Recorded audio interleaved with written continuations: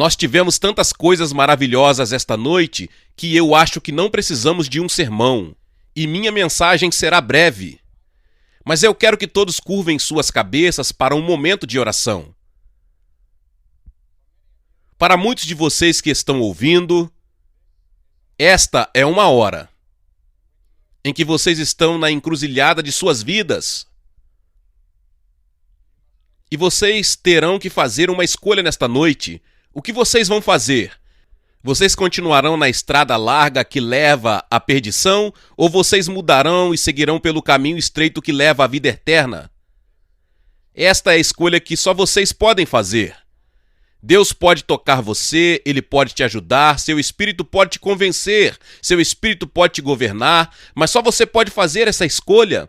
Deus te deu a habilidade de fazer esta escolha. Você é livre para escolher. No que diz respeito a aceitar ou rejeitar a oferta de Deus de perdão e céu, você tem que fazer esta escolha nesta noite. Quando você ouvir a mensagem como você ouvirá nesta noite, como você já ouviu nas músicas e palavras, sua responsabilidade é 10.000 vezes maior. Assim será pedido muito de quem recebe muito.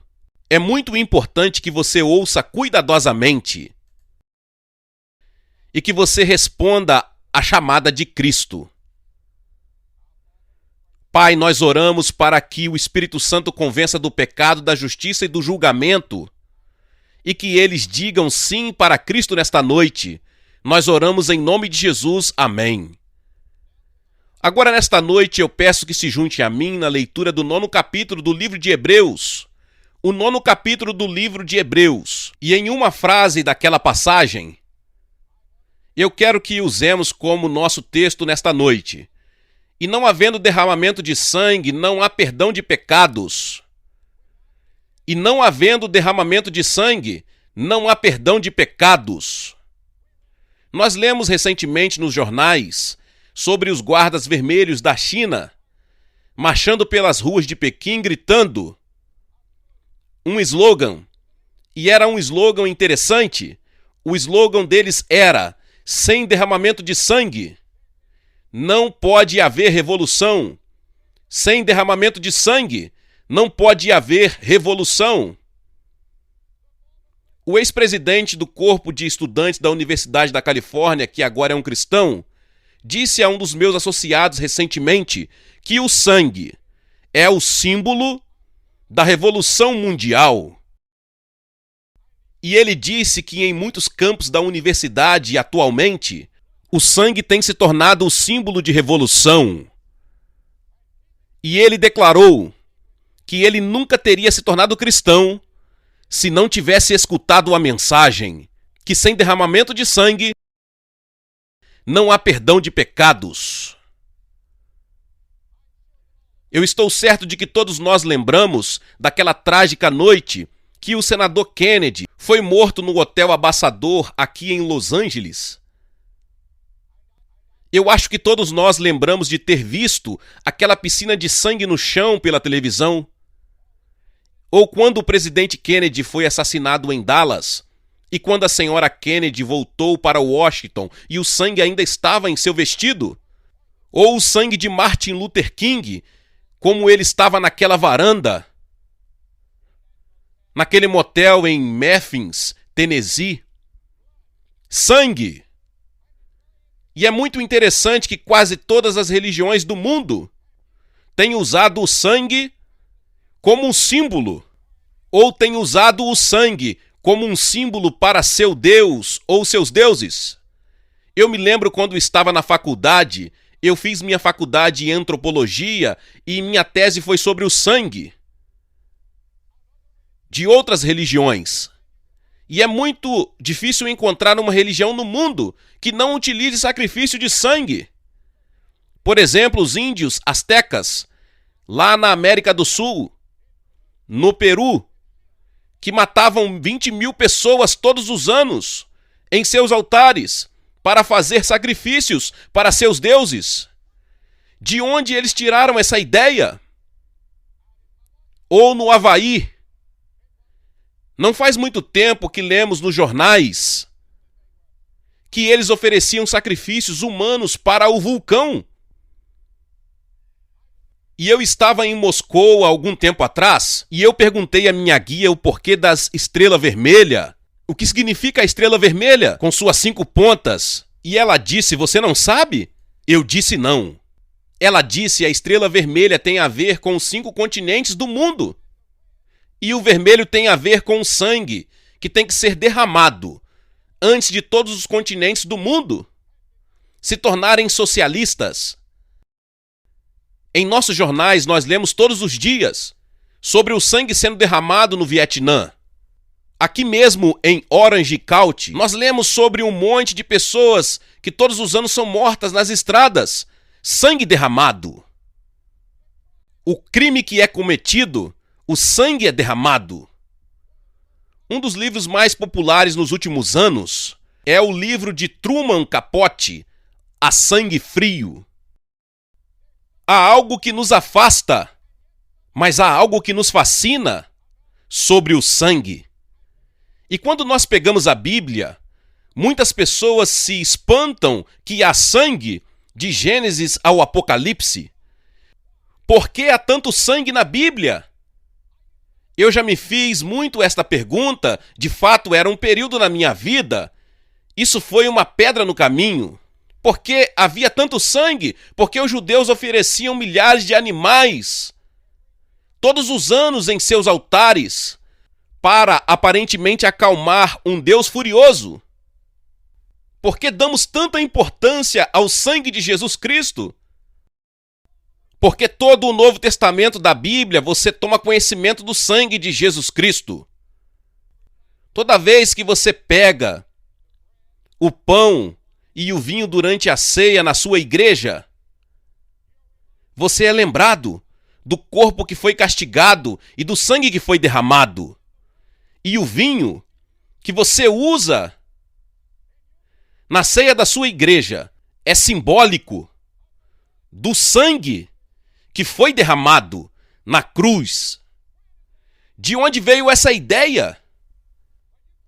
Quando você lê o livro de Levíticos, capítulo 17, verso 11, diz: pois a vida de todo ser vivente está no sangue. E é por isso que Deus mandou que o sangue dos animais oferecidos como sacrifício fosse derramado no altar a fim de conseguir perdão dos pecados do povo. Pois é o sangue. Isto é, a vida que tira os pecados. Em outras palavras, a Bíblia diz que você precisa reparar os pecados, você precisa de perdão. Você precisa se reconciliar com Deus. E só existe uma forma de você fazer isso, é através do sangue de Jesus. Bem, a questão que vem a mim nesta noite é: por que o sangue? Por que Deus não usou outra coisa? Por que Deus exige sangue?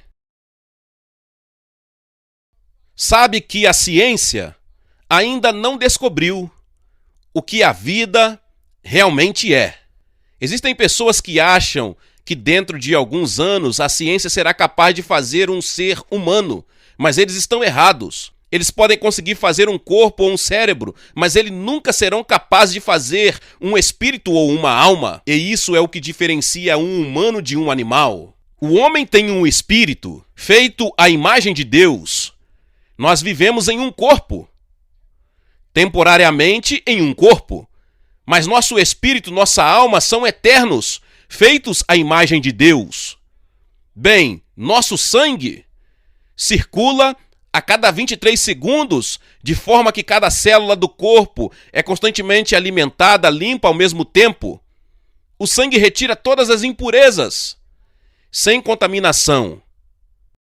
É a substância mais misteriosa do corpo e é composto da vida do corpo. E cada um de nós aqui nesta noite, negro, branco, vermelho, amarelo, rico ou pobre, somos todos ligados. Somos ligados por sangue.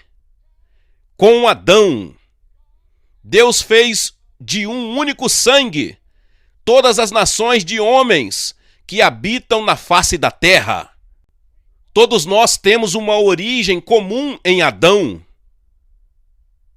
Todos nós temos o mesmo sangue, o mesmo parentesco de sangue. Melvin é meu irmão. Mas todos vocês são meus irmãos e irmãs pela criação. E em um sentido especial, se você conhece Cristo, nós somos irmãos e irmãs, membros de um corpo especial, chamado na Bíblia de o corpo de Cristo. Mas é o sangue de Adão que corre nas minhas veias. E não importa se você é negro ou branco, judeu ou gentio, pagão ou culto, é o sangue de Adão que te causa o problema. Porque veja que o sangue carrega a sentença de morte. A corrente sanguínea foi contaminada por uma doença chamada de pecado. E as Escrituras dizem em Romanos 5,12, o pecado entrou no mundo por meio de um só homem, e o seu pecado trouxe consigo a morte. Como resultado, a morte se espalhou por toda a raça humana, porque todos pecaram. Deus disse a Adão e Eva, no dia em que vocês se rebelarem contra mim, no dia em que vocês comerem deste fruto que eu digo para não comerem, se vocês comerem, se vocês se rebelarem, vocês morrerão. O homem deliberadamente quebrou a lei de Deus, e então a sentença de morte caiu sobre ele. Não apenas a morte física, mas a morte eterna. Separação de Deus, julgamento, inferno, separado de Deus e da vida de Deus, por causa do pecado de Adão. Eu sou parente de Adão, eu sou filho de Adão. Por meio de um só homem, por meio do homem Adão, o pecado entrou no mundo. E quando Adão caiu, da graça de Deus, eu caí. Quando Adão recebeu a sentença de morte, eu recebi a sentença de morte. E hoje, a sentença de morte paira pesadamente sobre nosso mundo. Cada cemitério testifica que cada pessoa tem de morrer uma vez. Mas essa é só uma morte. Há outras duas mortes na Bíblia. Morte espiritual. Muitos de vocês estão vivos fisicamente, mas suas almas estão mortas em relação a Deus. E você não encontra felicidade, paz, segurança e satisfação nesta vida. Você pode se tornar rico, você pode se tornar poderoso, você pode se tornar popular, você pode ter tudo das coisas materiais, mas você não tem nenhuma realização, nenhuma satisfação e nenhuma alegria. E muitas pessoas vão por todo lugar procurando por algo que nunca encontram. Por quê? Porque você está morto espiritualmente, você está separado de Deus. Agora, a terceira morte é chamada na Bíblia de a segunda morte ou morte eterna.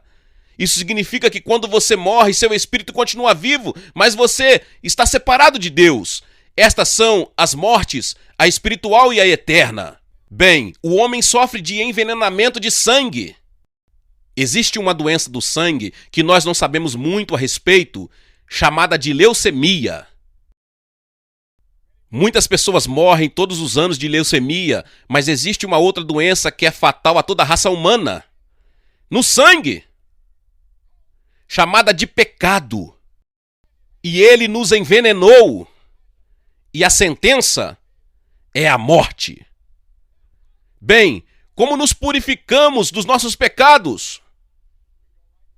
Nós voltamos diretamente para Adão e Eva. Quando Adão e Eva pecaram contra Deus e se rebelaram contra Deus, Deus poderia ter explodido este planeta e o universo dificilmente o teria conhecido. Ele poderia ter varrido este planeta do mapa, mas a Bíblia diz que Deus amou o mundo de tal maneira que ele deu o seu único filho. Deus nunca desejou que ninguém fosse destruído, mas deseja que todos se arrependam de seus pecados. Deus disse: eu te amo, Adão, eu te amo, Eva, eu quero salvá-los, eu quero salvar seus filhos e os filhos deles. E então Deus começou um magnífico e maravilhoso plano para salvá-los. E o que ele fez com Adão? Quando ele encontrou Adão, Adão e Eva estavam nus. Agora, não há nada errado com a nudez. O Dr. David Hubbard está aqui na plataforma, presidente do seminário Fuller. Ele escreveu um artigo maravilhoso sobre isso. Bem no começo, a nudez foi a escolha de Deus, mas ela se tornou deturpada e distorcida por causa do pecado.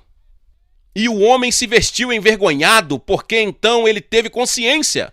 Ele não era mais inocente. E o homem se escondeu de Deus. Ele tentou costurar folhas de figueira e se esconder, mas ele não conseguiu. Muitos de vocês nesta noite estão costurando folhas de figueira e estão tentando se esconder.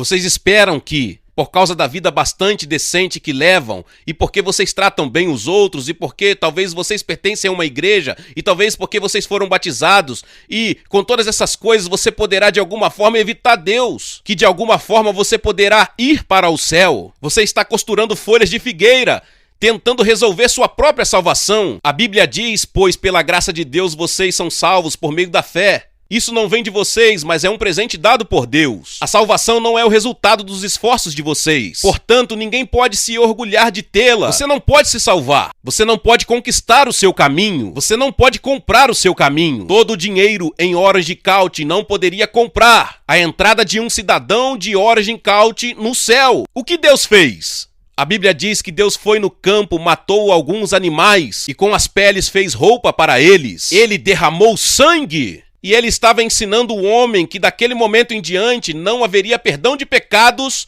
sem o derramamento de sangue. Vejamos Caim e Abel. Eles foram os dois primeiros filhos de Adão e Eva. Deus queria que eles o adorassem. E Abel trouxe um sacrifício de sangue. Caim trouxe um sacrifício de vegetais. Ele disse, eu vou trazer o melhor sacrifício que Deus já teve. E ele trouxe um sacrifício de vegetais. E é muito interessante, Deus rejeitou Caim e aceitou Abel. Porque Abel veio pelo sangue. E você pode ir de capítulo a capítulo através da Bíblia e você vai encontrar a mesma história. Quando Noé saiu da arca, a Bíblia diz, Noé construiu um altar para oferecer sacrifício a Deus, o Senhor. Ele pegou aves e animais puros, um de cada espécie, e os queimou como sacrifício no altar. Lembre-se da história de Abraão e Isaque. Abraão e Sara tinham esperado por um menino, e por um milagre um menino nasceu, e eles o chamaram de Isaque. E quando ele era apenas um garoto, Deus disse, Abraão, eu quero que você vá e ofereça a Isaque como um sacrifício no altar. Quantos de vocês pegariam seus meninos e enfiariam uma faca nele se Deus pedisse? E é isso que Deus pediu para Abraão fazer. Você diz, quão cruel, quão pagão, quão primitivo, quão bruto. Deus estava ensinando uma lição a Abraão. E sem questionar, Abraão pegou o seu menino e foram para o Monte Moriá, onde hoje Jerusalém está localizada. E lá amarrou seu filho sobre o altar. Levantou sua mão com uma faca. E ele ia enfiar no coração de seu filho, sob o comando de Deus, quando Deus parou sua mão no ar. Abraão olhou de volta e viu um carneiro preso pelos chifres, no meio de uma moita. Abraão foi, pegou o carneiro e o ofereceu como sacrifício, em lugar de seu filho. Deus estava dizendo, Abraão, aquele carneiro deve ser oferecido no lugar do seu filho. Deus estava apontando para o dia, centenas de anos no futuro, quando ele ofereceria o seu próprio filho como o Cordeiro de Deus, que tira os pecados do mundo. Você se lembra daquela noite no Egito? Deus disse, eu vou destruir todos os primogênitos do Egito como julgamento. E ele disse, eu quero que todos vocês israelitas peguem um cordeiro e matem o cordeiro. E então peguem o sangue e passem no batente das portas. O sangue nos batentes das portas será um sinal para marcar as casas onde vocês moram. E eu verei o sangue e então passarei por vocês sem parar. E então não trarei o julgamento para nenhuma casa que tenha o sangue lá. Não é quando eu olhar suas boas intenções, não é quando eu olhar para suas lágrimas, não é quando eu olhar para suas obras. Eu passarei por vocês sem parar quando eu olhar o sangue. E eu posso ver aquela noite no Egito, um pai, ele mata o cordeiro, ele coloca o sangue no batente da porta. E então a pequena família se junta para comer e o filho mais velho está muito tenso e muito nervoso. E ele diz, pai, eu não tenho vivido uma vida muito correta. E pai, eu falei com o Senhor e falei com Deus e eu não tenho sido muito religioso. Mas pai, tem certeza de que o sangue é suficiente? Tem certeza de que o sangue está lá? E o pai olha para o seu filho mais velho e diz: filho, Deus não disse quão bom você deveria ser. Ele disse: quando eu vir o sangue, eu passarei por vocês sem parar. E naquela noite, cada família israelita foi salva. Se o sangue estivesse lá. Aí você diz: isso é bobagem. Isso é exatamente o que a Bíblia diz sobre a cruz de Cristo. Quando Cristo morreu na cruz e derramou seu sangue por todos os nossos pecados, nós dizemos: isso é bobagem, isso é ridículo. Nós tentamos explicar, tentamos racionalizar. Nós não somos capazes. A Bíblia diz que para o mundo pagão, para o mundo que está longe de Cristo, é loucura, é ridículo, é estupidez, é idiotice. Pois aquilo que parece ser a loucura de Deus é mais sábio do que a sabedoria humana. Porque Deus escolheu o sangue. Eu acho que um dos motivos é nos ensinar quão feio é o pecado. Veja que nós diminuímos o pecado. Nós não levamos o pecado a sério. O sangue é algo repulsivo. No momento em que vemos o sangue, nós nos afastamos dele. E o sangue sempre nos lembra dos nossos pecados. Quando eu vejo o sangue de Cristo, eu sou lembrado que sou um pecador e eu sou lembrado de que Deus me ama. Eu me afasto. Ele me enoja. E esse é o jeito que o pecado é à vista de Deus. Ele enoja Deus, ele se afasta dos nossos pecados. Quando eu vir o sangue, eu passarei por vocês sem parar. E veja o Novo Testamento. Nosso Senhor estava chorando de pena de Jerusalém, estava suando gotas de sangue no jardim, e então na cruz ele estava morrendo, e o sangue corria pela sua face, e pelas suas mãos, pelo seu lado e pelos seus pés. Por 14 vezes ele previu a sua própria morte. Ele disse a Nicodemos: assim como Moisés no deserto levantou a cobra de bronze numa estaca, assim também o Filho do Homem tem de ser levantado. O sangue de Cristo é mencionado no Novo Testamento 255 vezes. Por quê? A Bíblia diz, em primeiro lugar, o sangue resgata, sabendo que não foi com coisas corruptíveis como prata ou ouro que fostes resgatado da vossa vã maneira de viver, que por tradição recebeste dos vossos pais, mas com o precioso sangue de Cristo, como de um cordeiro imaculado e incontaminado. A salvação é gratuita para você, mas custou para Deus o Filho dele, que derramou o sangue dele prontamente, voluntariamente, por você. E a palavra resgate significa comprar de volta. Por que você precisa ser comprado de volta? Porque a Bíblia diz que você é um escravo do pecado. Quem peca é escravo do pecado. Disse Jesus em João 8,34. Quanto de vocês aqui nesta noite são escravos de algum hábito? São escravos do orgulho? São escravos da inveja? Escravos do preconceito? Você não tem que ter preconceito contra os negros. Você gostaria de se libertar disso, mas você tem. Escravo de algum secreto, pecado sexual, que ninguém sabe nada a respeito. Você gostaria de se libertar, mas você não consegue. Você está ligado. Escravo de alguma droga. Você tenta esconder, mas está lá e você sabe. Aquela coisa secreta bem lá no fundo, você é escravo. Você não consegue se libertar.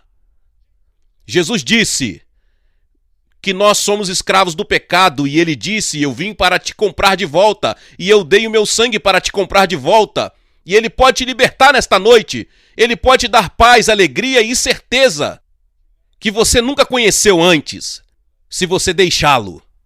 Você se lembra do livro Escravos do Desejo, de Somerset Maugham? Como você rejeita Deus e se torna escravo do pecado? Quantos de vocês aqui nesta noite têm feito o mesmo? Vocês não rejeitaram Deus abertamente, como Somerset Maugham fez, mas através da sua vida, pelo seu jeito que você vive e pelas suas atitudes, você realmente o rejeita. E você é um escravo nesta noite. Você gostaria de se libertar. Ele morreu para libertar você. Segundo ponto, a Bíblia ensina que nós somos declarados justos pelo sangue de Cristo. Romanos 5:9, fomos declarados justos pelo sangue de Cristo. Com toda certeza, por meio dele, seremos salvos da ira de Deus. O que significa ser declarado justo? Significa ser declarado justo.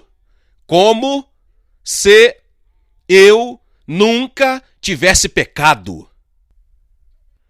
Ser colocado ao lado de Deus como se nunca tivesse cometido nenhum pecado. Bem, pense sobre isso por um momento. Deus não apenas te perdoa. Você gostaria de ser perdoado, mas ele faz mais do que isso, ele te declara justo. Como se o pecado nunca tivesse sido cometido. E isso é feito pelo sangue de Cristo. Somos declarados justos pelo sangue de Cristo. Não me pergunte como, eu não sei. Eu aceito isto pela fé. E eu quero te dizer uma coisa. Quando eu chegar na entrada do céu, eu não vou dizer, Senhor, meu nome é Billy Graham, eu era aquele pregador lá em Anaheim. Eu vou dizer, Senhor, estou aqui alegando nada além do sangue. Esta é a minha única senha. A cruz, onde minha salvação foi realizada. Mais do que perdão, Deus te faz nesta noite mais limpo e puro do que qualquer virgem que já viveu à sua vista. Quando você estiver diante de Deus, a Bíblia diz, ele não pode nem mesmo se lembrar dos seus pecados. Pense nisso. Você pode se lembrar deles, mas Deus nem mesmo se lembra deles. Você é declarado justo, como se você nunca tivesse cometido nenhum pecado. E então a Bíblia diz que o sangue nos faz todos iguais. Uma língua, um idioma, uma raça. Percebe que quando você vem para Cristo, você se torna membro de um único corpo. Que maravilhoso é ser membro do corpo de Cristo. De todas as línguas do mundo e todas as raças do mundo, Deus neste momento está reunindo pessoas pelo seu nome. E eles estão lá aos milhares e de lugares que você nunca sonhou. E se a porta pode ser aberta, enquanto Deus olha para a China, nós pensamos que a China hoje é um campo missionário fechado. Mas se você pudesse ver a China como Deus vê, você veria que Deus tem o seu povo aqui, lá e em todo lugar. E eu suspeito que um dia, quando a cortina for levantada, nós escutaremos histórias de avivamento na China que o mundo não conhecia. E eu tenho certeza que isto é verdade na Europa Oriental esta noite. Deus está trabalhando. Nós somos membros do mesmo corpo. E quando eu encontro cristãos, neste verão passado eu encontrei cristãos de cada país da Europa Oriental. Eu encontrei alguns da Rússia, encontrei alguns da Checoslováquia, da Bulgária e da Romênia e da Hungria. Eu encontrei cristãos de todos aqueles países, exceto da Albânia. E eu estava lá, irmão, no momento que eu os encontrei. De fato, no momento que eu os encontrava, um deles, eles começaram a chorar. Era muito emocionante ver isso. E quando eu falei para milhares de líderes na Europa Oriental, neste último verão, eles choravam toda vez em que eu falava com eles. Histórias de avivamento. Membros do mesmo corpo. Eu não conseguia falar o idioma deles, mas eu era membro do mesmo corpo. Nós estávamos unidos, nós éramos irmãos de sangue, pelo sangue de Cristo.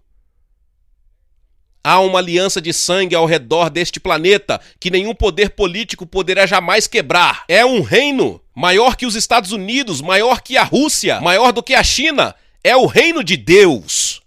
E nós somos membros pelo sangue. E o sangue de Cristo traz a paz. Colossenses 1:20, ele trouxe a paz por meio da morte do seu filho na cruz. Nós vivemos em um mundo em guerra. E a sombra de uma terceira guerra mundial paira sobre todo o mundo. Mas o tipo de guerra que se fala aqui é a guerra que está acontecendo entre Deus e o pecado do homem. Deus fez as pazes através do sangue de Cristo na cruz. Ele fez as pazes entre você e Deus. Não seria maravilhoso ir para a cama nesta noite, sabendo que todos os seus pecados foram perdoados? Sabendo que você foi declarado justo à vista de Deus e que você tem a paz de Deus em seu coração? A Bíblia diz que o sangue limpa Apocalipse 1:5, aquele que nos ama e pelo seu sangue nos libertou dos nossos pecados. A Bíblia diz que o sangue de Cristo reconcilia. Nós temos bancos de sangue. E eu me lembro, há alguns anos atrás, quando eu fui operado e eu estava quase morrendo e eles fizeram transfusão de sangue. E eu agradeci por aquelas bolsas de sangue. Nesta noite tem um banco de sangue e que nós podemos nos candidatar pela fé e que vai tirar a nossa culpa e o nosso pecado. Transplante de coração são a sensação médica da nossa era. E 2 fatores determinam sucesso ou falha do transplante de coração. Primeiro, tem que ter um doador. Nós temos um doador eterno, um doador celestial, Jesus Cristo, que morreu por você e que deu sangue e o coração dele por você. Segundo ponto, o paciente pode aceitar ou rejeitar o coração que ele recebe. E o maior problema que eles estão encontrando agora é a rejeição. Nesta noite, Deus te deu o poder de aceitar ou rejeitar. Eu tenho certeza que, quando acontece o transplante de coração, o paciente não entende todas as questões científicas envolvidas e tudo que vai ser feito. Talvez nem mesmo o médico entenda tudo. Neste caso, eu sei que eu também não entendo tudo. E em nenhum lugar na Bíblia diz que você deve saber tudo, ou que você tem que entender tudo. A Bíblia diz que você deve vir pela simples fé infantil. E esta é a razão pela qual Jesus disse que você deve vir como uma simples criança. Ele disse, se você um dia se converter, você deve vir como uma simples criança. Porque se você tentar vir como um homem já crescido e tentar intelectualizar o seu caminho e usar a lógica a cada passo, você vai tropeçar, porque Deus não nos permitiu conhecê-lo apenas pela sabedoria. Você tem que vir pelo que para muitos é a loucura do evangelho. De fato, a mensagem da morte de Cristo na cruz é loucura para os que estão se perdendo. Em outras palavras, você tem que aceitar se tornar um tolo pelo amor de Cristo e recebê-lo pela fé. E fazer algo que possa parecer um tanto ridículo, como Moisés levantando aquela cobra de bronze no deserto, como se aquilo pudesse curar qualquer um, ou como se tivesse alguma qualidade médica, e não tinha nenhuma. Mas Deus queria que aquilo fosse um símbolo de fé. Veja, Deus quer que você o agrade com fé. A fé agrada a Deus mais do que qualquer outra coisa. Tenha fé em Cristo. Tenha fé que Ele morreu por você. Tenha fé que Ele ressuscitou. Receba Cristo e diga, eu vou depositar toda a minha esperança e confiança nele. E então algo sobrenatural acontece dentro de você que nenhum de nós consegue explicar. Você nasce de novo. A vida se torna nova e diferente. Você tem um novo poder, uma nova capacidade de encarar a vida deste momento em diante. E eu vou te pedir nesta noite que você receba Cristo. Pai, mãe, moço e moça, você precisa de Cristo no seu coração nesta noite, você precisa ter seus pecados perdoados. Você quer ser declarado justo à vista de Deus nesta noite. Você quer ser limpo nesta noite. Você quer confiar no sangue, somente no sangue de Cristo para a sua salvação. E você quer ter sua vida mudada. E você quer aceitá-lo e recebê-lo nesta noite como seu Senhor e Salvador. Você pode ser um membro da igreja, você pode ter um cargo na igreja, você pode ser católico, protestante ou judeu, você pode nem mesmo ter religião, mas Deus falou com você nesta noite.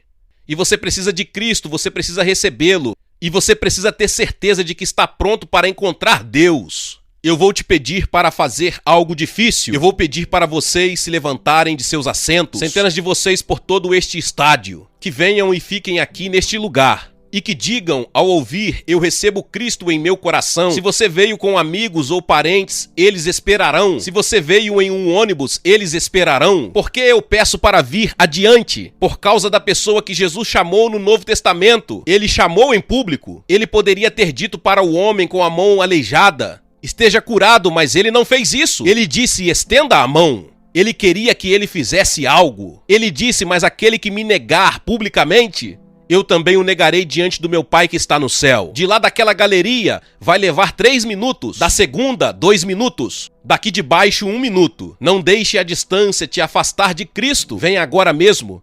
Homens, mulheres e jovens, centenas de vocês, levantem-se.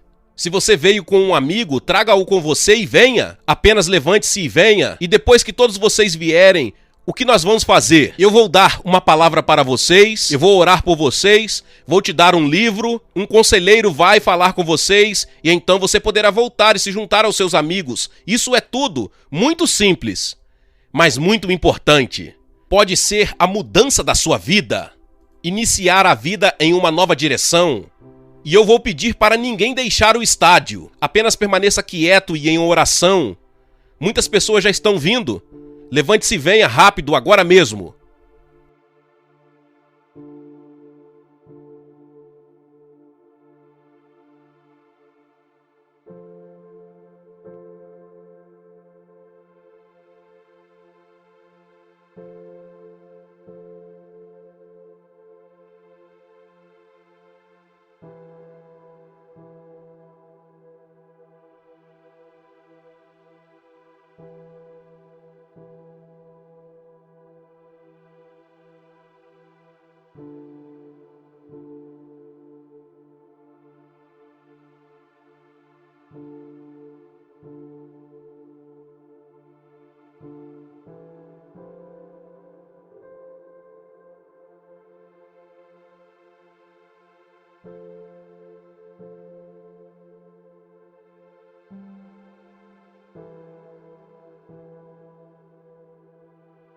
Você que está assistindo este vídeo, pode ver centenas de pessoas estão vindo de todos os lugares deste grande estádio de Anaheim para receber Cristo e ter certeza de que seus pecados foram perdoados, para ter certeza de que eles foram declarados justos à vista de Deus. Eles querem que Deus fale no coração deles. Você pode fazer este mesmo compromisso agora mesmo, de onde estiver. Se você quiser receber Cristo no seu coração, dobre sua cabeça agora mesmo e peça para Cristo entrar e Ele entrará. Boa noite e que Deus te abençoe.